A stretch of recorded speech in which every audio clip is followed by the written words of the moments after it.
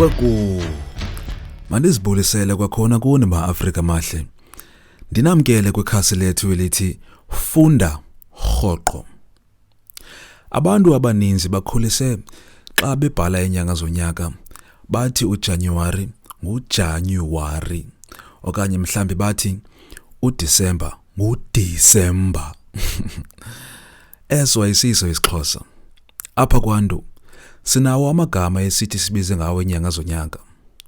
Olu shicilelo ndikuphethele iinyanga zonyaka ngesixhosa. Rhabo lapha. Phambi kokuba singene kwiinyanga zonyaka, ndiyacinga into yokuba kubalulekile into yokuba ndikwabele ngemvelaphi okanye ngentsusa yamagama wenyanga zonyaka. Mandulo abantu abangama-Afrika bebevana kakhulu nendalo. Loo nto ibangele into yokuba iinyanga zonyaka zithiywe emva kwendalo. Ukwenza umzekelo, inyanga yesilimela ithiywe emva kweenkwenkwezi ezi sizibonayo esibhakabhakeni ezithi zivele ngalanyanga yesilimela. Ize yona inyanga yomnga ithiywe emva komthi lo kuthiwa ngumthi womnga. Mthi lowo uthi ugawulwe ubaswe. Ngamanye amaxesha ubaswe xa kusenziwa utywala besintu. Ngalo mazwi ke nazi iinyanga zonyaka endikuphethele zona. Inyanga yokuqala enyakeni le sithi ngesingesi nguJanuwari, apha esintwini sithi yinyanga yomqungu. Eyomqungu. Ize yona inyanga yesibini ngesingesi sithi nguFebruwari. Apha esintwini kuthiwa yinyanga yomdumba. Eyomdumba. Ize inyanga ekuthiwa nguMarch sithi apha esintwini yinyanga yokwindla. Eyokwindla. uApril yena ngesintu sithi nguTshazimpunzi. uTshazimpunzi. Inyanga ekuthiwa nguMeyi ngesingesi apha esintwini sithi nguCanzibe. uCanzibe. Inyanga kaCanzibe. Ize yona inyanga ekuthiwa nguJune ngesingesi sithi apha esintwini yinyanga yesilimela. Eyesilimela.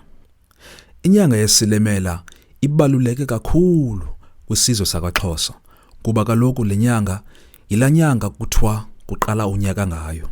Ikwayilanyanga kwakusiya amakhwenkwe entabeni ngayo. Yilanyanga kuthiwa iqala unyaka okanye ibonakalisa ukuqala konyaka. Inyanga elandelayo ekuthiwa nguJulayi ngesingesi apha esintwini sithi yinyanga yekhala. Eyekhala. Ize yona inyanga ekuthiwa nguAugust ngesingesi sithi apha esintwini yinyanga yethupha. Eyethupha.